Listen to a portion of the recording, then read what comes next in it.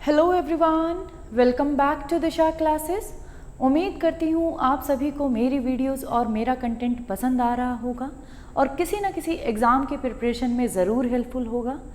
आज हम डिस्कस करेंगे चैप्टर 18 पार्ट 4। चैप्टर 18 हमारा है managing mass communications. Mass communication में भी कौन से टूल्स आते हैं कम्युनिकेशन के? Advertising, sales promotion, events and experiences and public relation. इस चैप्टर के भी 3 पार्ट्स ऑलरेडी अपलोडेड हैं। अगर अभी तक आपने नहीं देखे तो आप हमारी मार्केटिंग की प्लेलिस्ट को विजिट कर सकते हैं। उसका लिंक मैं आपको वीडियो के एंड में प्रोवाइड करवा दूंगी। पार्ट 4 स्टार्ट करने से पहले एक बार हम देख लेते हैं लास्ट पार्ट्स में हम क्या टॉपिक डिस्कस कर रहे थे। हमने टॉपिक स्टार्ट कर रखा है developing and managing and advertising programme.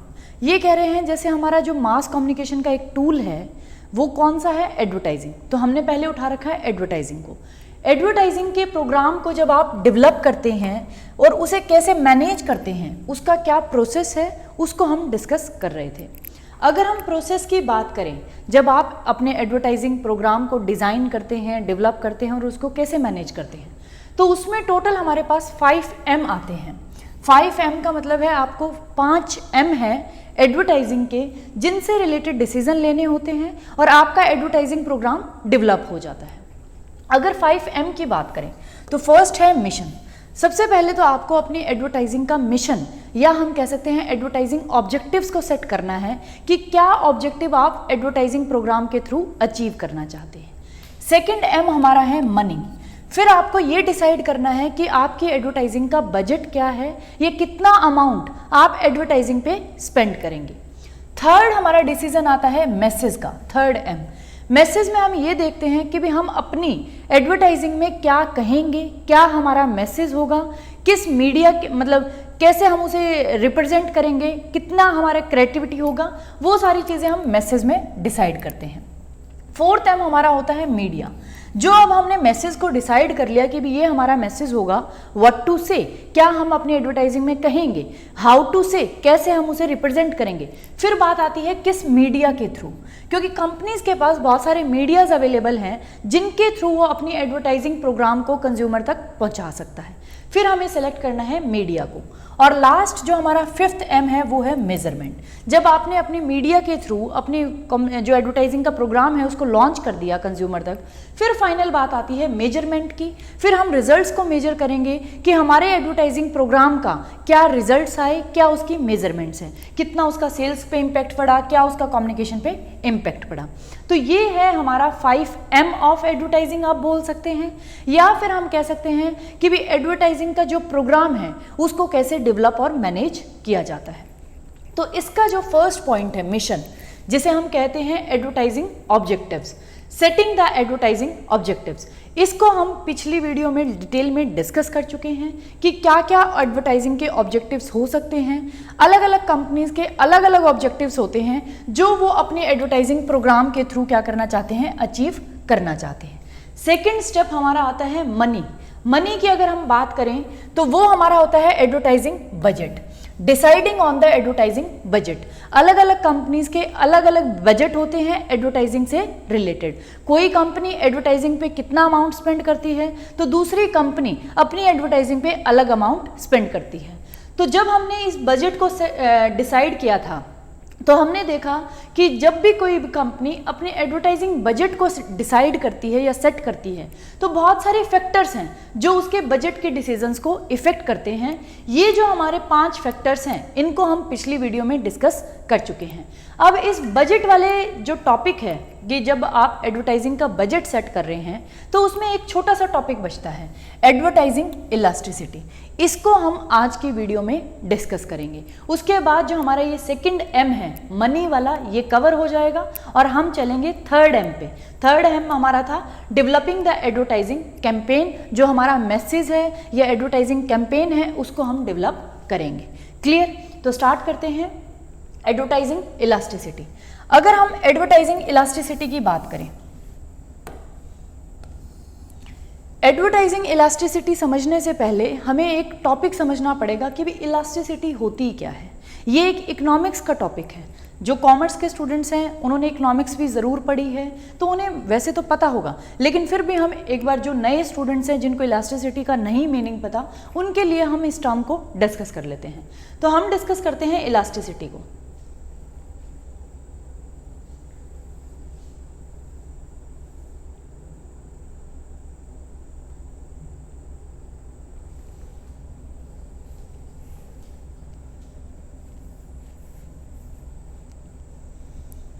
अगर हम इलास्टिसिटी की बात करें, इलास्टिसिटी ऑफ डिमांड, ये एक इकोनॉमिक्स का टॉपिक है। इलास्टिसिटी ऑफ डिमांड का क्या मतलब है? जो हमारी प्रोडक्ट की डिमांड्स होती हैं, हर एक प्रोडक्ट की अलग अलग डिमांड होती है, तो वो बहुत सारे फैक्टर्स हैं, उन पे डिपेंड करती है।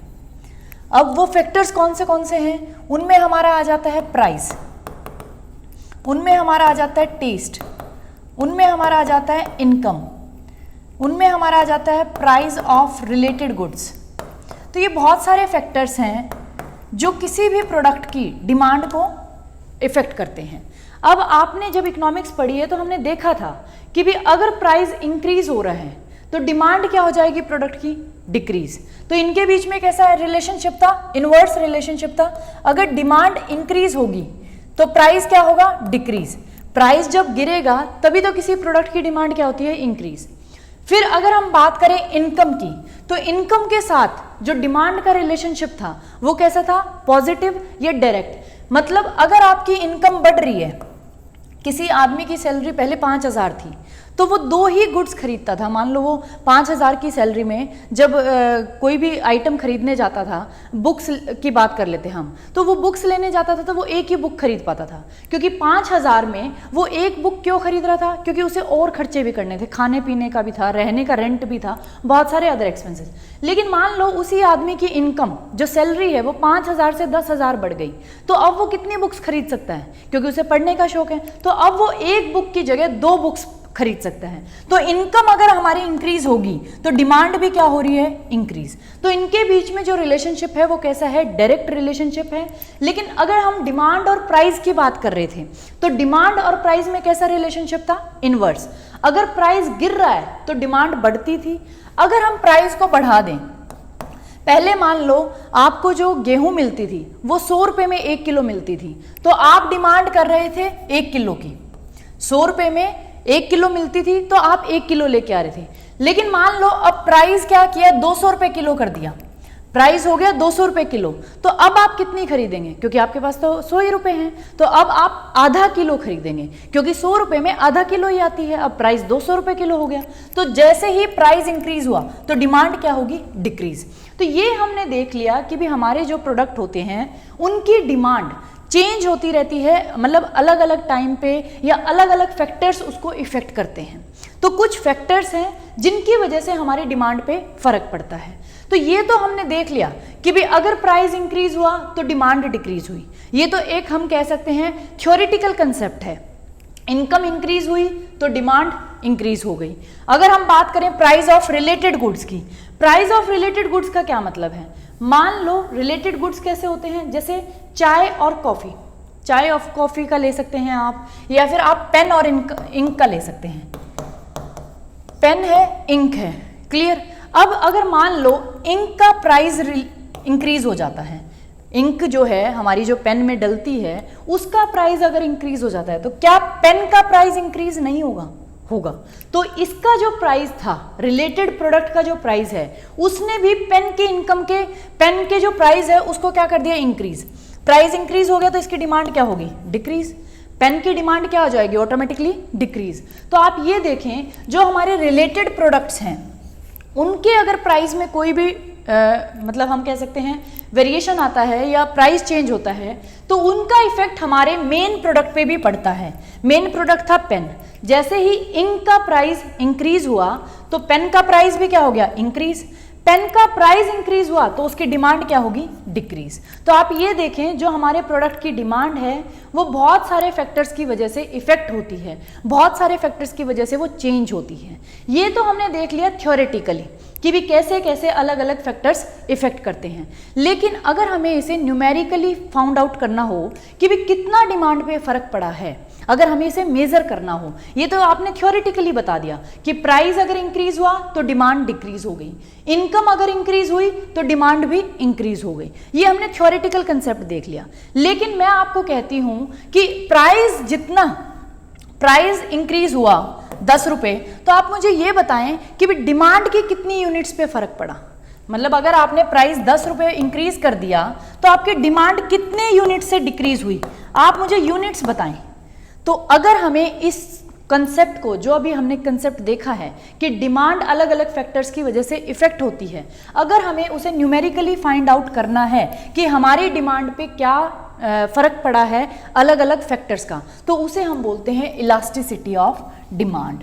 इलास्टिसिटी ऑफ डिमांड एक फॉर्मूला है, एक न्यूमेरिकल कंसेप्ट है जिससे हम मेजर कर सकते हैं कि अलग अलग फैक्टर्स की वजह से हमारी डिमांड पे क्या इफेक्ट हुआ है, कितनी हमारी डिमांड घटी है, कितनी हमारी डिमांड बढ़ी है।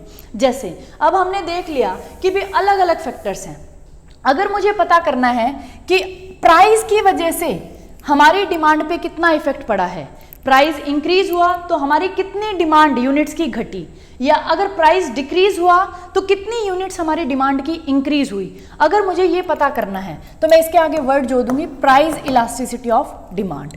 प्राइस इलास्टिसिटी ऑफ डिमांड का यही मतलब बन जाएगा कि मैं डिमांड को मेजर कर रही हूं कि भी उस पर क्या इफेक्ट हुआ है प्राइस में चेंज की वजह से, और ये जो मैं मेजर कर रही हूं इन दोनों में चेंज, ये न्यूमेरिकली कर रही हूं। एक मेरे पास फॉर्मूला है, उसकी वजह से मुझे ये पता चल जाएगा कि अगर प्राइस में 1% का इंक्रीज हुआ है तो डिमांड में कितने परसेंट का डिक्रीज हुआ है। मान लो वो 5% का डिक्रीज हुआ है तो मुझे न्यूमेरिकली पता चल जाएगा कि भी प्राइस की वजह से डिमांड कितनी घटी है। क्लियर? तो अगर मैं प्राइस की वजह से देख रही हूं कि डिमांड पे क्या फर्क पड़ा है तो मैं प्राइस इलास्टिसिटी ऑफ डिमांड निकालूंगी। लेकिन प्राइस एक फैक्टर तो नहीं है, अभी हमने देख लिया बहुत सारे फैक्टर्स हैं। मान लो मुझे निकालना है इनकम की वजह से क्या फर्क पड़ रहा है डिमांड पे, और उसको मुझे न्यूमेरिकली मेजर भी करना है, तो मैं अब निकालूंगी income elasticity of demand. Income elasticity of demand में मैं क्या करूंगी, मैं देखूंगी कि मेरी जो डिमांड है उस पे मेरी जो इनकम है उसका क्या फर्क पड़ा। ये तो मुझे थ्योरेटिकली पता है कि भी इनकम बढ़ेगी तो डिमांड भी बढ़ जाएगी, लेकिन मान लो इनकम मेरी 10% बढ़ी तो डिमांड मेरी कितनी परसेंट बढ़ी है न्यूमेरिकली, मान लो वो 20% बढ़ी। तो ये जो मुझे न्यूमेरिकल पता चल गया कि भी अगर इनकम 10% बढ़ेगी तो डिमांड 20% बढ़ेगी, ये मेरी है इनकम इलास्टिसिटी ऑफ डिमांड, जहां आपको न्यूमेरिकली पता चलता है कि हमारी डिमांड पे क्या फर्क पड़ता है अलग अलग फैक्टर्स का। क्लियर? तो हमने निकाल ली income elasticity of demand. Clear? तो ऐसे ही हम जितने भी हमारे फैक्टर्स हैं उनसे रिलेटेड इलास्टिसिटी ऑफ डिमांड निकाल सकते हैं। अब बात हो रही है, हमने इनकम इलास्टिसिटी या प्राइस इलास्टिसिटी ऑफ डिमांड को नहीं पढ़ना, हमने पढ़ना है एडवर्टाइजिंग इलास्टिसिटी को। अब आप देखें कि एडवर्टाइजिंग का इफेक्ट क्या डिमांड पे पड़ता है? नहीं, एडवर्टाइजिंग का जो हमारा इफेक्ट होता है वो डिमांड पे इफेक्ट इतना नहीं पड़ता। हमारा जो एडवर्टाइजिंग का इफेक्ट होता है वो होता है सेल्स पे। सेल्स पे कैसे होता है? अब हमें ये तो पता है कि अगर आप एडवर्टाइजिंग पे ज़्यादा खर्च करेंगे, अगर आप एडवर्टाइजिंग के बजट को इंक्रीज कर देंगे तो आपकी सेल्स क्या होंगी? इंक्रीज होंगी। एडवर्टाइजिंग का इफेक्ट हमें पता है सेल्स पे होता है। और अगर हम थ्योरेटिकल बात करें तो थ्योरेटिकली हमें ये पता है अगर आप ज़्यादा एडवर्टाइजिंग पे खर्च करेंगे तो वो आपकी सेल्स को इंक्रीज करेगा। अगर आप एडवर्टाइजिंग पे कम स्पेंड करेंगे, आपका एडवर्टाइजिंग का बजट कम है, तो आपकी सेल्स कम इंक्रीज होंगी। ये तो हमें हो गया थ्योरेटिकल कंसेप्ट जो हमें पता है। लेकिन अगर मैं आपको कहूं कि भी इसी चीज़ को आप मुझे न्यूमेरिकली बताएं कि भी न्यूमेरिकली अगर मैं एडवर्टाइजिंग का बजट मेरा 10 रुपये था एडवर्टाइजिंग का बजट, लेकिन अगर उसको मैं 10% बढ़ा दूं तो मेरी सेल्स पे क्या इफेक्ट पड़ेगा। अगर मैं आपसे पूछूं कि मेरी सेल्स 10% बढ़ेंगी, 20% बढ़ेंगी या 30% बढ़ेंगी, अगर मैं आपसे न्यूमेरिकली ये चीज़ पूछूं तो उसे आप बोलेंगे advertising elasticity of sales. Clear? ये था हमारा एडवर्टाइजिंग इलास्टिसिटी का कंसेप्ट। क्लियर? आई थिंक आपको इतना क्लियर होगा। अब मैं दिखा देती हूँ, इकोनॉमिक्स की बुक है DN द्विवेदी, जहाँ से मैंने ये टॉपिक उठाया है। एडवर्टाइजिंग, या तो आप एडवर्टाइजमेंट बोल सकते हैं, या promotional elasticity of sales. Promotional elasticity of sales क्या होता है? अभी मैंने आपको बताया था कि जो हमारी एडवर्टाइजिंग का इफेक्ट है वो हमारे सेल्स पे होता है, डिमांड पे नहीं होता। तो इसलिए हम एडवर्टाइजिंग इलास्टिसिटी ऑफ सेल्स को पढ़ते हैं कि भी सेल्स पे क्या इफेक्ट हुआ है। ये तो हमें थ्योरेटिकली तो पता है कि अगर आप एडवर्टाइजिंग पे ज़्यादा खर्च करेंगे तो ज़्यादा सेल्स इंक्रीज होगी, कम अगर स्पेंड करेंगे तो कम सेल्स होगी, ये हमें थ्योरेटिकली पता है। लेकिन अगर आपको ये फाइंड आउट करना है कि एडवर्टाइजिंग का जितना बजट है उसमें अगर आप कुछ चेंज करेंगे 10% तो सेल्स कितने परसेंट से चेंज होगी। तो अगर हम फॉर्मूले की बात करें, elasticity of advertising sales, elasticity of advertising of sales, elasticity, इसका है ये फॉर्मूला। जितना परसेंटेज आपने एड के बजट में या एड के एक्सपेंडिचर में चेंज हुआ है उसकी वजह से कितना परसेंटेज चेंज हुआ है सेल्स में, इसे हम बोलते हैं advertisement elasticity of sales. I think आपको टॉपिक का जो मीनिंग था वो क्लियर हो गया होगा। जैसे इन्होंने एक एग्जाम्पल दिया है वो मैं आपको दिखा देती हूँ।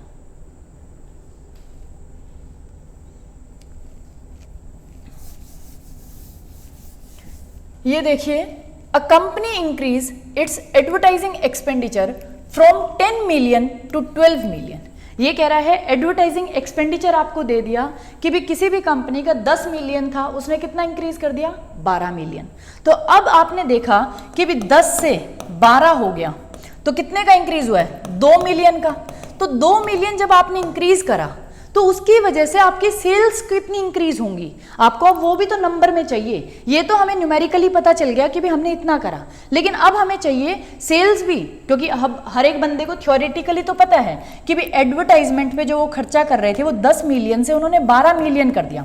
एडवर्टाइजिंग अच्छी कर दी, उसकी रीच को बढ़ा दिया, उसकी फ्रीक्वेंसी को बढ़ा दिया, ज़्यादा लोगों तक एडवर्टाइजमेंट जा रही है, एडवर्टाइजिंग अच्छी हो गई है, तो उसकी वजह से ऑब्वियसली सेल्स तो इंक्रीज होंगी। लेकिन कितने परसेंट इंक्रीज होगी वो हमें फाइंड आउट करना है। और वो कौन फाइंड आउट करके देता है? Elasticity of advertising of sales. Clear? तो हमने देख लिया कितने का हुआ, जो हमारा एडवर्टाइजमेंट का एक्सपेंडिचर है या आप कह सकते हैं एडवर्टाइजमेंट का बजट है वो 2 मिलियन हमने बढ़ा दिया, एंड एज अ रिजल्ट, और उसकी वजह से जो सेल्स इंक्रीज हुई वो 5000 यूनिट से 6000 यूनिट्स होगी। कितनी यूनिट्स का फर्क पड़ा है? 1000 यूनिट्स का। तो अब आप इसी फॉर्मूले में इसे पुट करें कि भाई 1000 यूनिट्स कितना परसेंटेज चेंज इन सेल्स हुआ है? Percentage change in sales, sales में तो फर्क पड़ा है 1000 यूनिट्स का। परसेंटेज चेंज कितना हुआ है आपका एडवर्टाइजिंग बजट पे? 2 का। तो आप ये देखिए, जब आप इसको मल्टीप्लाई करके निकालेंगे तो आपको मिलेगा 1। ये आ गई elasticity of advertising of sales. इसका मतलब है जब आप 1% एडवर्टाइजमेंट के एक्सपेंडिचर को या बजट को इंक्रीज करेंगे तो उसकी वजह से आपकी सेल्स पे भी 1% ही फर्क पड़ेगा। It means 1% increase in ad expenditure increase sales by 1%। मतलब इनके बीच में जो रिलेशनशिप है वो बिल्कुल डायरेक्ट है और लीनियर है। लीनियर का मतलब अगर आप 1% एडवर्टाइजिंग का बजट इंक्रीज करेंगे तो 1% ही आपकी सेल्स इंक्रीज हो रही है। तो आपको यहाँ से पता चल गया कि भी हमारी जो एडवर्टाइजिंग का है सेल्स पे क्या इफेक्ट पड़ता है न्यूमेरिकली। 1% अगर आप ऐड के बजट को या ऐड के एक्सपेंडिचर को इंक्रीज करेंगे तो आपकी सेल्स भी कितनी इंक्रीज होंगी? 1%। इसका डाटा आप कुछ और भी ले सकते हैं। यहाँ अगर मान लो आ जाता 5 का मतलब था कि अगर आप एड एक्सपेंडिचर को 1% बढ़ाते हैं तो आपकी सेल्स कितनी इंक्रीज हो रही है? 5%। तो हाँ, अगर हमारी इलास्टिसिटी आती 5 तो उसका मतलब था 5/1 आप लिख सकते हैं। इसका मतलब है अगर आप ऐड के बजट को या एक्सपेंडिचर को 1% बढ़ाते तो उसका सेल्स पे कितना इफेक्ट पड़ता? 5%। ये तो यहाँ क्या आ रहा है, इन्होंने एग्जाम्पल ही ऐसा लिया है कि 1/1 आ रहा है। 1/1 का मतलब है कि ऐड के एक्सपेंडिचर को अगर आप 1% बढ़ा रहे हैं तो आपकी सेल्स भी कितनी इंक्रीज हो रही है? 1%। अगर यहाँ आ जाता 5, आप उसको लिखते हैं 5/1। इसका मतलब था ऐड के एक्सपेंडिचर को 1% बढ़ाएंगे तो सेल्स ऑटोमेटिकली कितनी बढ़ेंगी? 5। क्लियर? ये था हमारा टॉपिक। आई थिंक आपको इसका मीनिंग क्लियर हो गया होगा कि भी जो हमारी ये एडवर्टाइजिंग इलास्टिसिटी ऑफ सेल्स होती है तो ये क्या होती है, क्या इसका कंसेप्ट था। क्लियर? तो आ जाते हैं हमारे मेन टॉपिक पे।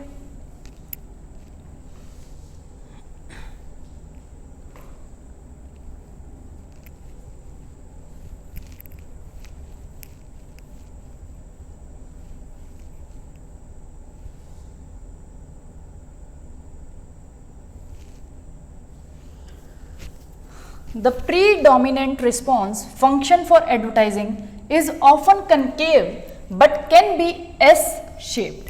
ये कह रहा है अब जो आपका एडवर्टाइजिंग का रिस्पॉन्स फंक्शन है कि एडवर्टाइजिंग से हमें कैसा रिस्पॉन्स मिलता है, अगर हम उसकी बात करें तो वैसे तो वो हमेशा कॉन्केव शेप का होता है, लेकिन but can be S shaped.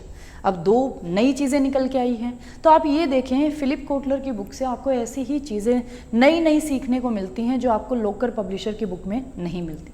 तो आप ये देखें कि भाई इससे हमें ये पता चला है कि भाई एडवर्टाइजिंग का जो रिस्पॉन्स फंक्शन है कि एडवर्टाइजिंग से जो हमें रिस्पॉन्स मिलता है वो दो टाइप की शेप्स बनाता है। मोस्टली अगर हम प्रीडोमिनेंट की बात करें कि भाई ज़्यादातर तो वो कैसी शेप का होता है, कॉन्केव शेप का, लेकिन वो एस शेप का भी हो सकता है। अब पहले हम इन्हीं दोनों शेप्स को डिस्कस करेंगे कि भाई ये हैं क्या। पहले तो मैं आपको शेप्स के टाइप बता देती हूँ, कितनी टाइप्स की हमारी जो शेप्स होती हैं। ये देखिए आप,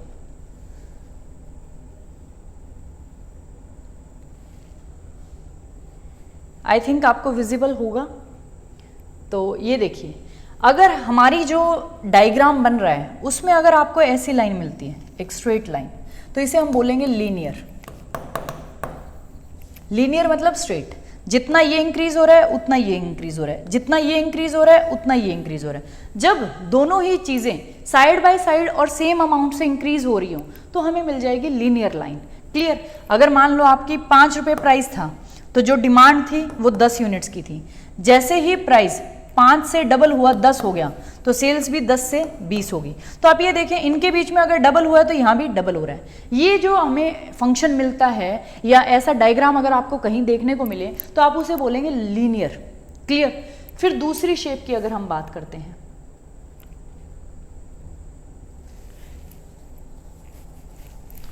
दूसरी शेप हमारी है कॉन्केव। कॉन्केव होती है इस टाइप की कि भी वो यहाँ से अगर शुरू हो रही है तो थोड़ा इंक्रीज होगी, उसके बाद ऐसे कि भी बिल्कुल एक फ्लैट टाइम पे आ जाएगी, फिर ऐसे गिरना शुरू करेगी। जैसे आपने देखा होगा कनकेव कैसे बनता है, ऐसे ही तो बनता है कनकेव। तो कनकेव शेप की अगर हम बात करें तो कनकेव शेप होगी हमारी ये वाली। फिर हम बात कर लेते हैं कनकेव के साथ में ही कॉन्वेक्स की। ये अगर ऐसे है तो कॉन्वेक्स इसका उल्टा हो जाएगा, कॉन्वेक्स हो जाएगा ऐसे। ऐसे कोई चीज़ भी उठती है तो उसे आप बोलेंगे कॉन्वेक्स। तो ये हमने 3 पढ़ ली। लीनियर को हमने देख लिया। कॉन्केव, केव कैसे बनती है, केव होती है ना हमारी, तो केव हमारी हमेशा ऐसे होती है, तो आप ऐसे याद कर सकते हैं, ऐसे कनकेव, और इसका उल्टा कर देंगे कॉन्वेक्स। क्लियर। ये होगी हमारी 2 शेप्स। उसके बाद आती है एस शेप्ड, जो हमारी एडवर्टाइजिंग में हमने चाहिए। उसमें क्या होगा, ऐसे धीरे धीरे उठेगा, फिर ऐसे चढ़ेगा, चढ़ने के बाद फिर ऐसे हो जाएगा। तो ये हमारी शेप आप देखें कैसी है, एस शेप्ड। क्लियर। ये होती हैं 2 टाइप्स की शेप। आई थिंक आपको क्लियर हो गया होगा शेप्स के टाइप। अब हम चलते हैं हमारे मेन टॉपिक पे।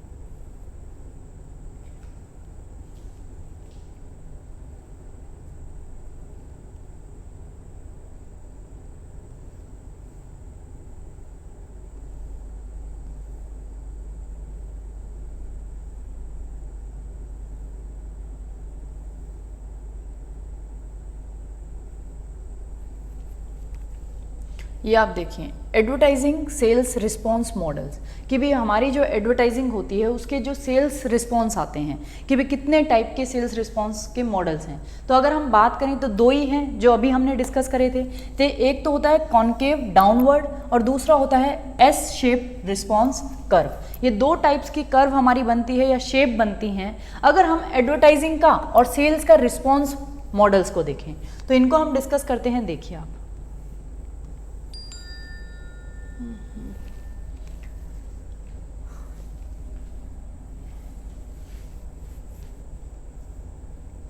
कॉन्केव डाउनवर्ड फंक्शन की हम बात कर रहे हैं। तो इसमें आप देखें आपको क्लियरली दिखेगा कि हमारा जो एडवर्टाइजिंग का एक्सपेंडिचर है और उसका जो सेल्स पे इफेक्ट है वो आप देखिए कॉन्केव बन रहा है। कॉन्केव यही वाली शेप थी हमारी, तो ये कॉन्केव ही बन रहा है कि भी अगर आपने एडवर्टाइजिंग एक्सपेंडिचर इतना करा है तो आपकी सेल्स इतनी होंगी। एडवर्टाइजिंग में एक्सपेंडिचर को बढ़ा दिया तो सेल्स भी क्या होगी, इंक्रीज। फिर अगर और इंक्रीज कर दिया, यहाँ से आप यहाँ 0 रुपये खर्च कर रहे थे, सॉरी 10 रुपीज़ खर्च कर रहे थे, 10 पे इतनी सेल्स थी, फिर आपने 20 करे तो इतनी सेल्स होगी, 20 से आपने 50 कर दिया तो आपने इतना इंक्रीज कर दिया, तो आप सेल्स भी देखें कितनी इंक्रीज होगी, यहाँ पहुँच गई आपकी सेल।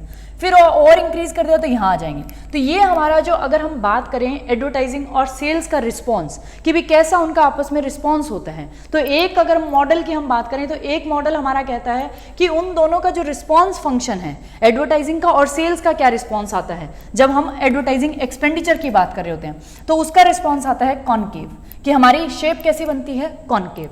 फर्स्ट हो गया हमारा ये।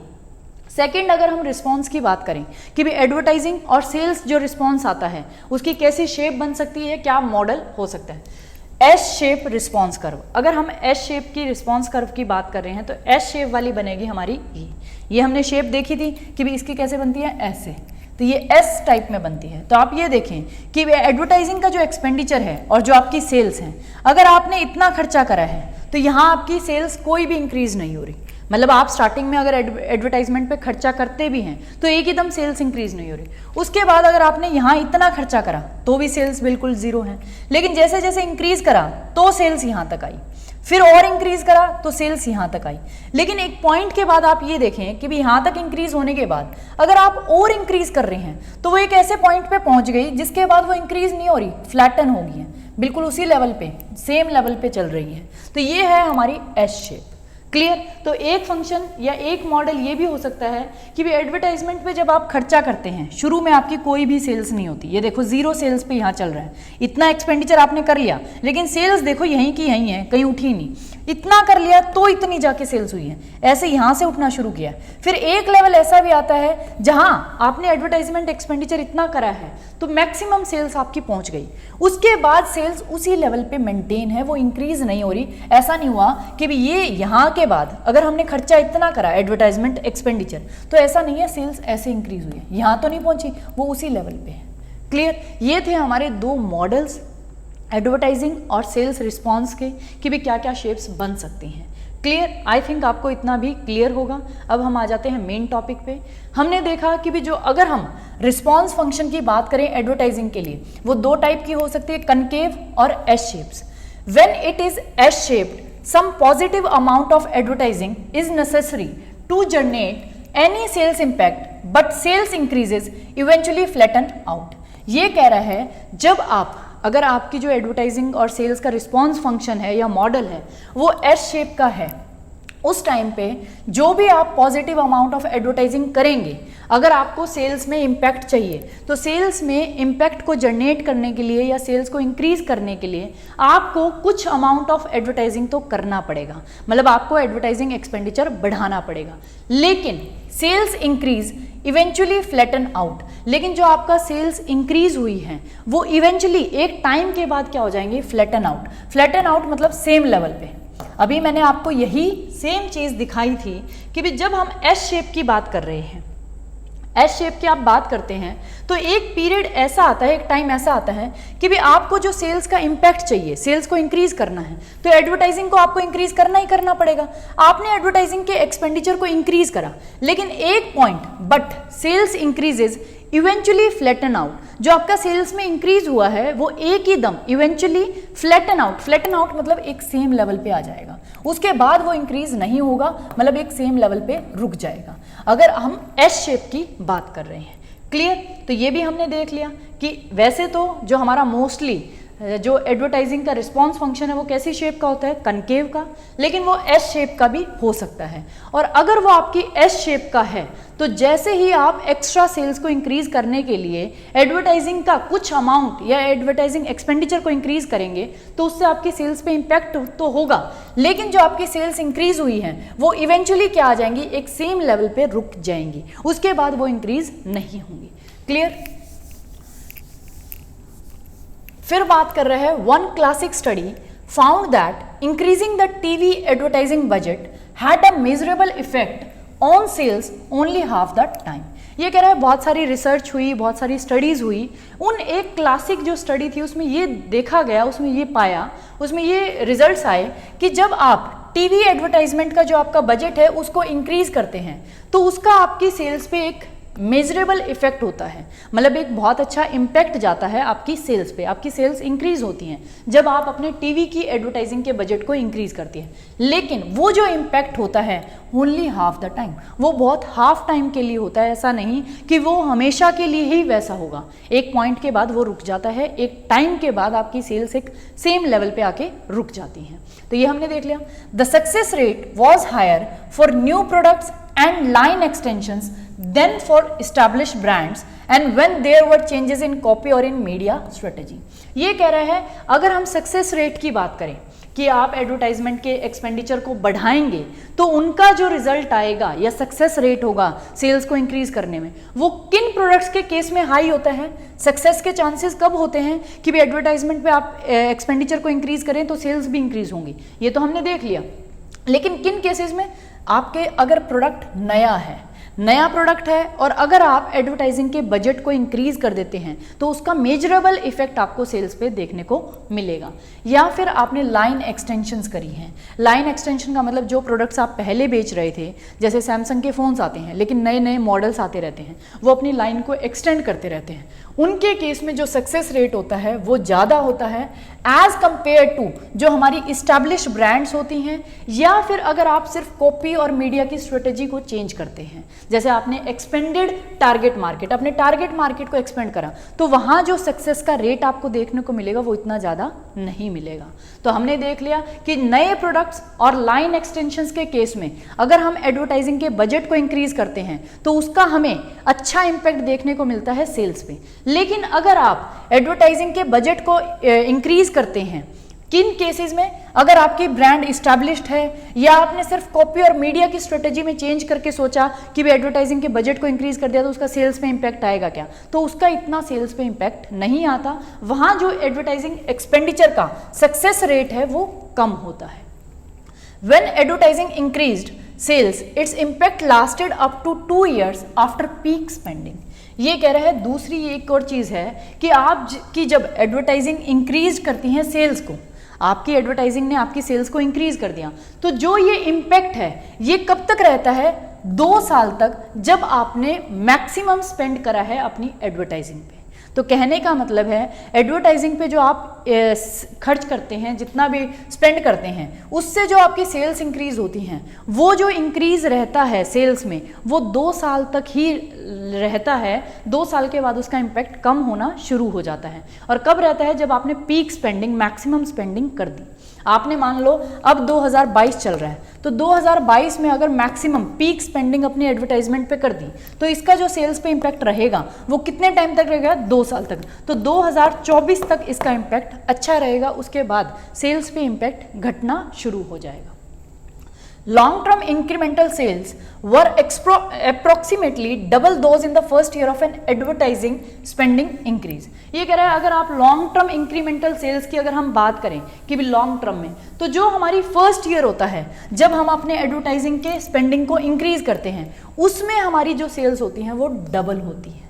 तो ये भी हमने देख लिया कि भी एक बार जो आप एडवर्टाइजिंग कर रहे हैं, पीक स्पेंडिंग, मैक्सिमम स्पेंडिंग जिस साल में कर रहे हैं, उसके बाद जो उसका सेल्स पे इंपैक्ट रहता है वो कितने साल तक रहता है, 2 साल तक। और अगर हम बात करें कि जिस ईयर में फर्स्ट ईयर जब आप एडवर्टाइजिंग का मैक्सिमम स्पेंडिंग को इंक्रीज कर रहे हैं, मतलब अपनी मैक्सिमम स्पेंडिंग कर रहे हैं एडवर्टाइजमेंट पे, तो उसका जो इंक्रीज होता है सेल्स पे या सेल्स इंक्रीज होती है उसकी वजह से, वो डबल हो जाती है उस फर्स्ट ईयर में। उसके बाद इम्पैक्ट थोड़ा कम हो जाता है। क्लियर? उसके बाद है other research reinforce these conclusion. ये कह रहे हैं ये जितने भी कंक्लूजन मैंने अभी आपको बताए, कंक्लूजन निकल के आए हैं कि भी एक तो जो हमारा सक्सेस रेट होता है कि आप अगर एडवर्टाइजिंग के बजट को बढ़ाएंगे तो आपकी सेल्स इंक्रीज होगी, वो जो सक्सेस रेट है किसके केस में हाई है? New products, line extension. वो इस्टेब्लिश ब्रांड्स या फिर अगर हम सिर्फ कॉपी में या मीडिया की स्ट्रेटेजी को चेंज करके सोच रहे हैं कि भी इम्पैक्ट आएगा तो नहीं आता। दूसरा फिर हमने ये भी देख लिया कि जब आप एडवर्टाइजिंग पे स्पेंड करते हैं उसकी वजह से जो सेल्स इंक्रीज होती हैं उसका इम्पैक्ट कितने साल तक रहता है? 2 साल तक। फिर हमने देख लिया कि जब आप एडवर्टाइजिंग स्पेंडिंग को इंक्रीज करते हैं तो उसकी वजह से जो आपकी सेल्स इंक्रीज होती हैं वो डबल हो जाती हैं उसी साल में जब आपने उस एडवर्टाइजिंग के एक्सपेंडिचर को या स्पेंडिंग को इंक्रीज करा है। फिर बहुत सारी और भी रिसर्च हुई और भी स्टडीज हुई, उन्होंने भी इन्हीं कंक्लूजन्स को रीइंफोर्स करा। उन्होंने भी कहा यही कंक्लूजन सही है, यही रिजल्ट्स निकल के आते हैं, ये फाइनल है। जैसे 2004 में IRI study of 23 brands, IRI ने 23 ब्रांड्स को स्टडी करा। उनसे जो रिजल्ट्स आए, advertising often didn't increase sales for mature brands और कैटेगरीज इन डिक्लाइन। तो उन्होंने भी यही कंक्लूजन दिया कि भी सही बात है, एडवर्टाइजिंग की वजह से जो हमारी मैच्योर ब्रांड्स हैं, जो हमारी इस्टेब्लिश ब्रांड्स हैं या ऐसी ब्रांड्स या कैटेगरीज हैं जो डिक्लाइन होती जा रही हैं, उनके केस में एडवर्टाइजिंग हमारी सेल्स को इंक्रीज नहीं करता। तो एडवर्टाइजिंग पे जो खर्चा हम करते हैं वो किन की सेल्स को इंक्रीज करता है? अगर हमारा प्रोडक्ट नया है या हमने कुछ लाइन में एक्सटेंशंस करी है। A review of academic research found that advertising elasticities were estimated to be higher for new than for established products। और अगर आप एडवर्टाइजिंग इलास्टिसिटी की अगर हम बात करें तो जितनी भी हमारी एकेडमिक रिसर्च हुई है उनमें यही देखा गया है कि भी एडवर्टाइजिंग इलास्टिसिटी नए प्रोडक्ट्स और ब्रांड्स के लिए हाई होती है as compared to established product. क्योंकि अभी हमने देखा कि भी मान लो आपका प्रोडक्ट नया है तो अगर आप 10% एडवर्टाइजिंग के एक्सपेंडिचर को इंक्रीज करेंगे तो उसका सेल्स पे इंपैक्ट ज़्यादा पड़ेगा, तो सेल्स इंक्रीज होंगी 20% क्योंकि नया प्रोडक्ट था। लेकिन मान लो एक इस्टेब्लिश्ड प्रोडक्ट है, उसके केस में आपने क्या करा? उसके केस में आपने 10% इंक्रीज करा एडवर्टाइजिंग एक्सपेंडिचर को, तो उसकी वजह से जो सेल्स पे इंक्रीज होगा वो 5%। तो आप ये देखें कहाँ आपकी एडवर्टाइजिंग इलास्टिसिटी ज़्यादा है, नए प्रोडक्ट्स के केस में या जब आपने लाइन एक्सटेंशंस करी हैं। यही हमने कंक्लूजन्स निकाले हैं। Research has also found that what do you से, मतलब आप क्या कहते हैं, आपकी एडवर्टाइजमेंट की कॉपी कैसी है, is more important than the number of times you say it. ये कह रहा है आप एड में क्या दिखाते हैं, आप क्या कहते हैं, आपकी एड कॉपी क्या है, वो ज़्यादा इंपॉर्टेंट है बल्कि आपकी एड फ्रीक्वेंसी से। ये ज़रूरी नहीं कि भी आप एक ही चीज़ को 10 बार दिखा रहे हैं तो उसकी वजह से सेल्स इंक्रीज होंगी, लेकिन आप उसी चीज़ को एक बार में कैसे रिप्रेजेंट कर रहे हैं, आप क्या कह रहे हैं आपकी एडवर्टाइजिंग में, कैसे आपने अपनी एडवर्टाइजिंग मैसेज को डिज़ाइन करा है, वो ज़्यादा इंपॉर्टेंट है as compared to ad frequency. Clear? ये भी हमारा एक रिजल्ट निकल के आया है। तो ये था हमारा टॉपिक एडवर्टाइजिंग इलास्टिसिटी, जिसमें हमने इस टॉपिक को कवर किया। आप देख सकते हैं नेक्स्ट वीडियो में हम कवर करेंगे हमारे स्टेप 3 को। आई थिंक आपको क्लियर होगा आज का टॉपिक। वैसे तो वीडियो बहुत लंबा हो गया, तो जितने भी मेरे दिशा क्लासेस के व्यूअर्स हैं जो मुझे रिक्वेस्ट करते रहते हैं कि मैम फिलिप कोटलर की सीरीज़ को कंटिन्यू रखें, तो जितने भी व्यूअर्स हैं उन सभी को मैं बताऊं कि भी जो हमारी सीरीज़ चल रही है वो कंटिन्यू रहेगी, लेकिन बीच में 1-2 बार होता है कि भी टाइम नहीं होता या कुछ इमरजेंसीज आ जाती हैं तो उसकी वजह से वीडियोज़ नहीं अपलोड कर पाती। तो आप ये मत सोचें कि भी सीरीज़ बीच में डिसकंटिन्यू कर दी गई है या फिर आगे नहीं आएंगी वीडियोज़, तो वीडियोज़ आती रहेंगी। सिर्फ आप अपना जो प्यार मुझे दे रहे हैं वो देते रहें।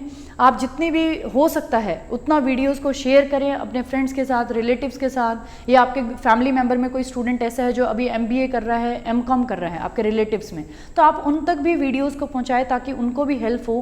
क्योंकि बहुत सारे ऐसे स्टूडेंट्स हैं जिनको अभी तक यही नहीं पता फिलिप कोटलर की बुक से मार्केटिंग मैनेजमेंट को कहाँ से कवर करें, वो भी फ्री ऑफ कॉस्ट। तो यूट्यूब चैनल जो मेरा दिशा क्लासेस है वो मैंने इसीलिए स्टार्ट करा था कि भाई हर एक बच्चे तक मैं उस नॉलेज को पहुंचा सकूं जो मेरे पास है।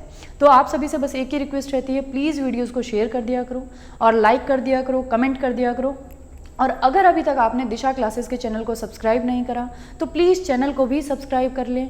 बेल आइकन होता है उसको भी आप प्रेस कर सकते हैं ताकि आने वाली सभी वीडियोस की नोटिफिकेशन आपको मिलती रहे। Thank you for watching Disha classes and spotting में।